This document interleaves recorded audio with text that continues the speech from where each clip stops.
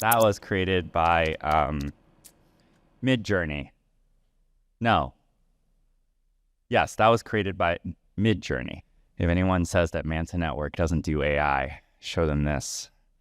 But anyway, so I'm here to talk. Well, I was here originally to talk about privacy, but every time I talk about privacy. And so wanted to kind of talk a little bit more about the Polkadot ecosystem, why we built on Polkadot, and how you can really construct this like perfect L1 sort of concept that I don't think you can find anywhere else. And so the title of the presentation has been switched over to deploying the perfect L1s with Polkadot. So if anyone's here to listen about privacy, you just got rugged. But yeah, so what is Manta Network? Because we are on-chain privacy, we are focusing specifically on zero-knowledge proofs to create fully on-chain private transactions, private interactions within the entire Polkadot ecosystem. But yeah, so that's a little bit about us, and I'll go in a little more about us later. But you know, a lot of when we talk about on-chain privacy and our whole vision for this, a lot of people ask, why did Manta build on Polkadot, right? Like, why didn't you deploy as a smart contract? Why didn't you deploy as an independent L1? And the answer is pretty complicated. Complicated as in it's like long, but it's actually pretty simple. The ideas are simple.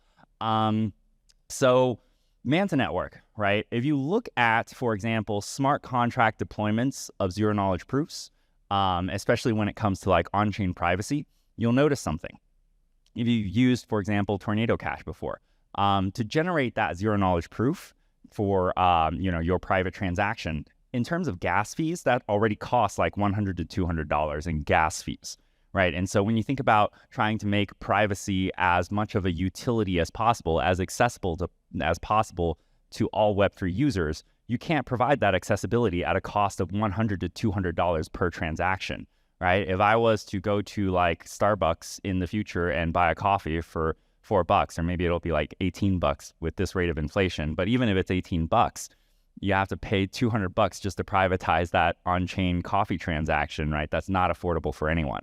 And so the first problem is, like we can't really build a smart contract because it's not affordable to people. And so if you want to bring privacy for everyone, privacy for the entire Web3 space, you can't do it with smart contracts, right? You got to really kind of build it from the ground up. And so that naturally that led us to thinking about, okay, so we need to build as a layer one, because that allows us to control on the infrastructure side, optimize the ZKPs. And that optimization has led to a lot of amazing progress, which I'll talk a little bit about. But, one kind of example that I always like to throw out is like a zero-knowledge proof out the box. Like generating that for on-chain privacy is not easy. It's expensive. And when I say expensive, it's not just about the money you pay in gas fees, but also the time that it takes, because your CPU has to run tons and tons of cycles to generate that zero-knowledge proof. And so that tons and tons of cycles translates into maybe like 30 seconds, maybe to a minute, right? And so when Manta Network, we launched our first testnet last year, that time it was about 30 seconds to generate a zero-knowledge proof. Now imagine every time like, you go, again, buy a coffee and you have to wait 30 seconds.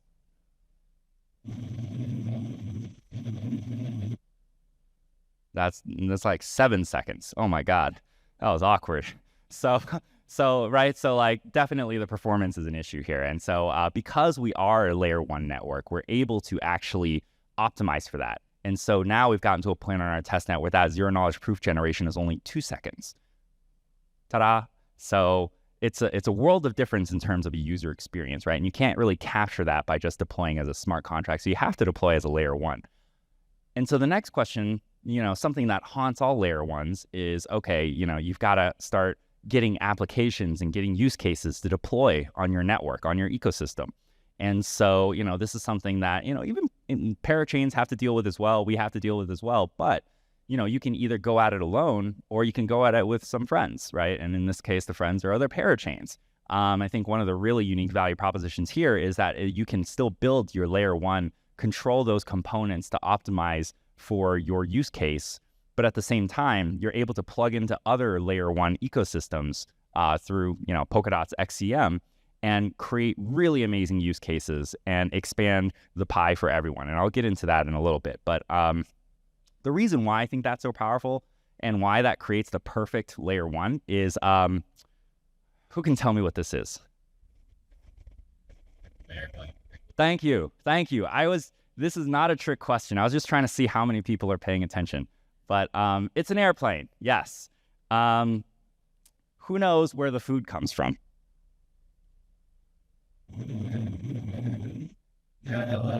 It depends on, yes, thank you. Previous best answer was your mom. So this is much better, thank you. My mom's a great chef though. So the gate, the taxiing, is that owned by the airline? No, the answer is no. Are the chairs of the airplane manufactured by the airline? Actually, no, it's not. Nothing about the airplane and the service is created by the airline. Boeing is a massive, well, I guess they create engines. Actually, I'm not even sure of that, but I'm assuming so. But they just take a bunch of pieces and they put them together. And, when it comes to thinking about layer ones, I think we ask, what's the perfect layer one? Perfect is such a subjective term. Maybe you want fast transaction, maybe you want on-chain privacy, maybe you want, native support for SBTs or whatever it may be, right? Everyone has a different opinion of what perfect is. And so perfect is not actually one sort of solution. Perfect, I think, is a Lego of solutions, right? Where you take little pieces of everything that you want and you build it into that exact sort of, quote unquote, perfect L1. Okay, I already said that. All right, so what are we doing, right? This is, I think, a perfect example of a quote-unquote perfect L1, right? Because this is what we envisioned at Manta Network when we first started, was making privacy a utility. And so, again, that means making it as accessible to as many people in the Web3 space as possible. And so accessibility means that we need to not just optimize for the speed, 30 seconds down to 2 seconds, doesn't just mean we need to optimize for the cost, gas fees of $100 to $200 to just pennies, right? But also optimize for the reach. And so reaching, meaning we can tap into other ecosystems and enable privacy through that.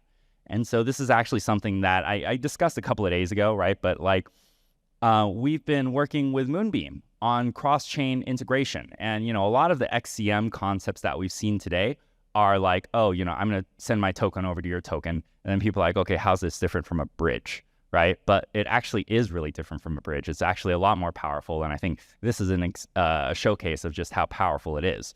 So Manta Network, we're a layer one protocol. Moonbeam is another layer one protocol. For those of you that aren't familiar with Polkadot or ecosystems or even layer ones or what that means, it's like saying connecting between Bitcoin and Ethereum, right? How do you connect Bitcoin and Ethereum?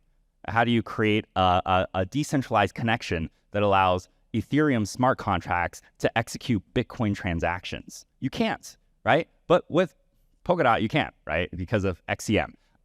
Anyway, so that's exactly what this is, right? Manta Network, we are not a Turing complete network. We do not have EVM support. We are UTXO-based chain. And so we're pretty much similar to Bitcoin in terms of the network functionality. And Moonbeam is an EVM compatible chain, right? So they're, I guess in this case, equivalent to Ethereum, right? And so now we've essentially connected Manta Network and Moonbeam. And what does that connection mean? We supply all the privacy. Moonbeam supplies all of the smart contracts and applications. When an application needs privacy features, they can hop right onto Manta Network and enable those privacy features without changing the user experience at all. And so one example that we actually did recently at a Polkadot hackathon, one of our runtime engineers spent a few days building this out. Essentially, you can mint private NFTs on Moonbeam. And so what I mean by a private NFT is that it's a zero-knowledge proof enabled NFT so that the owner, you don't know who owns it, you don't know when it was transferred, how many times it was transferred, et cetera, et cetera. All that information is fully obfuscated. And so that natively cannot be supported by Moonbeam, but that natively can be supported by Manta. Vice versa, right? We can't deploy a decentralized application because we're not a smart contract, or we don't enable smart contracts. And so what do? We join forces with friends and we build out that perfect L1 use case, whereby now you can mint a private NFT on Moonbeam using MetaMask connected to Moonbeam, right? And that whole structure, that whole flow creates a contract account on Manta Network, which then creates a private NFT, and you control that contract account through MetaMask on Moonbeam so that you can transfer it to other people, you can keep it, you can verify that you own it, et cetera, et cetera. And so now we have private EVM, right? Private EVM functionality. You can't capture that natively on Ethereum. And you might say, well, Kenny, what about Aztec? Aztec is a layer 2 solution. It sits on top of Ethereum. In order to build on Aztec, you don't use Solidity. You use a programming language called Noir, which is a native programming language specifically for building on Aztec, right? That's kind of like vendor lock-in, for lack of a better term, right? And then on top of that, it's not decentralized because it is on the layer 2 solution, right? And so there are a lot of trade-offs there in terms of the developer experience as well as the centralization. But this, right, you use Solidity to build contracts on top of Moonbeam, and the process itself is decentralized through Polkadot's network. Yeah, so, you know, what am I shilling? Manta Network, okay. Yeah, so we're building zero-knowledge proofs on Polkadot, and we currently have the fastest prover of any layer 1 network, right? So when I said 2 seconds, that's 2 seconds, right? That's faster than what you'd experience on Zcash, faster than what you'd experience on a lot of other networks. And we have been live on testnet for the past year. We are launching our first product on Calamari, which is our Kusama deployment. And we recently just acquired our Manta Network parachain, and we're going to be launching that in approximately 1 month. And so during that time, right, we're also looking for developers to integrate privacy into their applications. You can be a Web3 developer, you can be a Web2 developer, you can be building on top of EVM, you can be building on top of your own parachain, et cetera, et cetera. We're very flexible, and I think that's also a testament to the powerfulness of the Polkadot ecosystem. And, you know, we've got a lot of community and user activities as well. We haven't announced it yet, but, you know, a lot of people have been supporting us, following us, helping us for the past, like, 2.5 years, and definitely, you know, want to give back. We will have, you know, airdrops as well. But anyway, yeah, so that's our Twitter and that's our Discord. Hope to see you guys in there, and I think that's it. Cool.